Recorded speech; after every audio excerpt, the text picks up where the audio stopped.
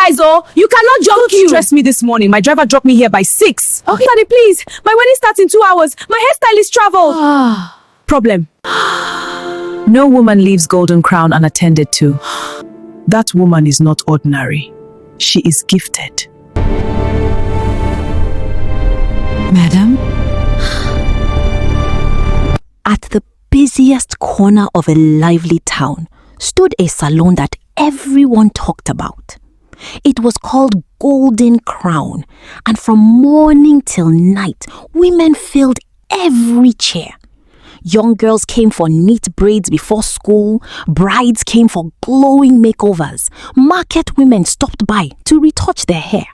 Even rich women from the city drove down just to have their hair touched by the salon owner, Madam Sade. Madam Sade was known for 2 things, her beauty and her hands. People said no one could braid like her. Her fingers moved like magic, fast and gentle, turning rough hair into perfect styles that lasted for months. Women left her salon looking radiant, confident, almost transformed. Some even whispered that after visiting Golden Crown, their businesses improved, their husbands became kinder, and doors began to open for them. Soon, getting an appointment at Golden Crown became a status symbol. But behind the bright mirrors, laughter, and smell of hair cream, something was wrong. At first, the signs were small. A young bride named Kemi came in for her wedding hair and left glowing with happiness. 2 weeks later, she stopped speaking.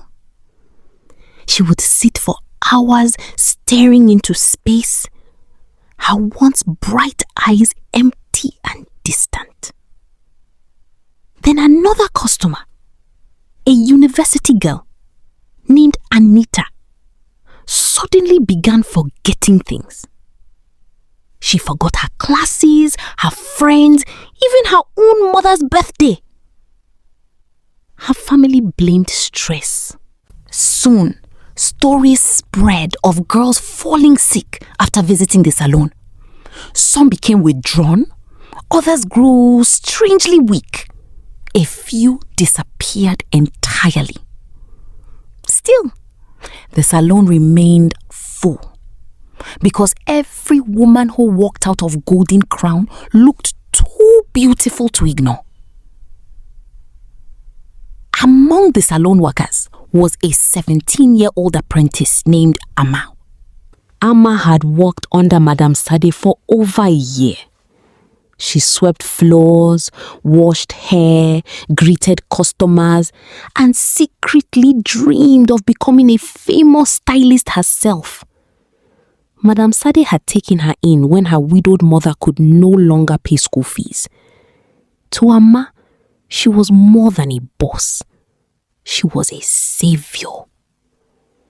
But lately, Amma had begun noticing things that made her uneasy.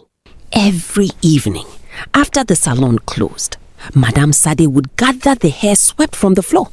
While the other workers threw theirs into the bin, Madam Sade carefully separated certain strands, long, thick, healthy hair, and placed them into small silk bags. She never let anyone enter the back room. It was always locked.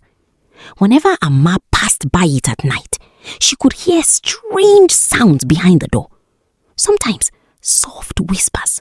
Sometimes what sounded like crying. Once, she was sure she heard someone begging. But each time she asked questions, Madam Sade only smiled. Some doors are not meant for children, she would say. Then one day, Amma's younger sister, 12-year-old Lucy, begged her for braids. Golden Crown was known for making little girls look like princesses. Lucy had always admired the salon and dreamed of sitting in Madam Sade's chair. Though Amma felt uneasy, she could not deny her sister the joy. That Saturday, Lucy came to the salon. She laughed as Madame Sade parted her hair. She smiled into the mirror as colorful beads clicked at the ends of her braids. She left twirling with happiness. That night, Lucy screamed in her sleep. At first, Amma thought it was a nightmare, but the screams continued night after night. Lucy began sleepwalking. She would stand in the middle of the compound at midnight, staring toward the direction of Golden Crown, as though someone was calling her. Her body grew weaker. Her laughter disappeared. Dark circles formed under her eyes. She stopped eating. She began whispering strange words in her sleep. Words Amma did not understand. Then one night, Lucy sat up suddenly in bed, her eyes wide open. And in a voice that did not sound like hers, she said, She took part of me when she touched my hair. Amma's blood ran cold. For the first time, fear overcame loyalty. The next day, Amma returned to the salon with one purpose: to find out what Madame Sade was hiding in the back room. She waited until closing time. She watched the other workers leave. Then, while Madame Sade was distracted with a customer, Amma stole the small brass key Madame Sade kept tied inside her wrapper. Her hands shook as she approached the locked door. The whispers behind it were louder now. She pushed the key into the lock. The door creaked open. And what Amma saw inside would make her wish she had never stepped into Golden Crown at all. The room smelled of burnt herbs, old hair oil, and something rotten. Amma covered her mouth as her eyes adjusted to the darkness.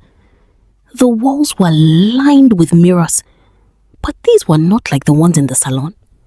Their glass was cracked, blackened at the edges, and each one reflected faces that were not in the room.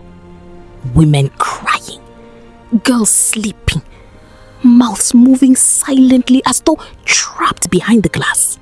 At the center of the room stood a wooden table covered in silk bags. Hair. Hundreds of bundles of hair, each one neatly tied with red thread labeled with a name. Amma's heart pounded as she searched through the bags until she found one marked Lucy. The hair inside was braided with tiny cowries and stained with dark oil. Before she could move, the door slammed shut behind her. Madame Sade's voice floated from the shadows. I told you, some doors are not meant for children. Amma turned slowly. Madame Sade stood at the doorway, but the woman before her was no longer the elegant, flawless salon owner everyone admired. Her face looked older now, much older. The smooth skin was cracking at the edges like dry clay. Her eyes were hollow and desperate. For 20 years, Madame Sade said softly, stepping closer. This room has kept me alive. Beauty fades, men leave, poverty destroys.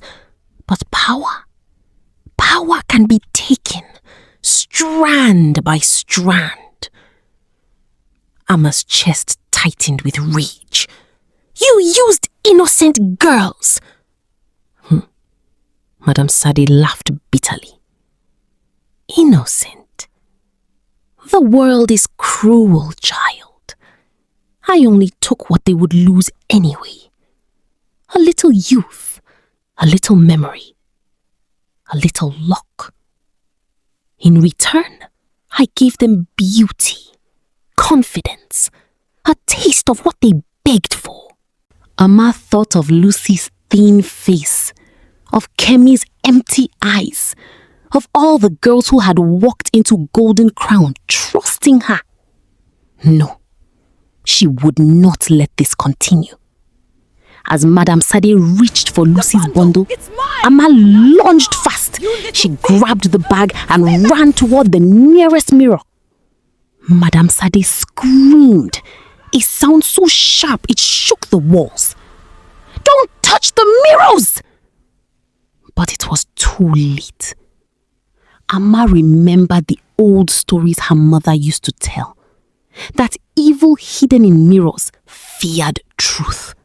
With all her strength, she smashed Lucy's hair bundle against the glass. The mirror exploded. A deafening cry filled the room. Then another mirror shattered on its own, and another. One by one, every cracked mirror burst into pieces, releasing gusts of cold wind that spun through the room like a storm. The trapped whispers became screams, then sobs, then silence. Madame Sade fell to her knees, clutching her face as it rapidly aged before Amma's eyes. "No," she cried. "You don't understand what it took to build this." But Amma did not stop. She tore open every silk bag she could reach, flinging the stolen hair into the air. The room roared. A force like thunder tore through the walls. The hidden shrine collapsed. Shelves crashed. Lamps shattered. Amma ran. She barely made it out before the back room caved in. The next morning, Golden Crown was gone. Where the famous salon once stood was nothing but a pile of broken wood, glass, and ash. Madame Sade was nowhere to be found. Some said she died in the collapse. Others whispered she vanished into the wind with the spirits she had fed for years. But what mattered was this. By sunrise, Lucy woke up smiling. For the first time in weeks, her eyes were clear. Across town, Kemi spoke again. Anita remembered her mother's name. Girls who had been weak suddenly felt strength return to their bodies. The town finally understood the truth hidden behind Golden Crown's beauty. They had all been blinded by what glittered. As for Amma, she never touched a comb again for many months. But when she finally opened her own small salon years later, she hung one simple sign above the mirror. Beauty should never cost your soul. And unlike Golden Crown, her salon was always full. Thank you, Amara. For all the right reasons. It looks wonderful.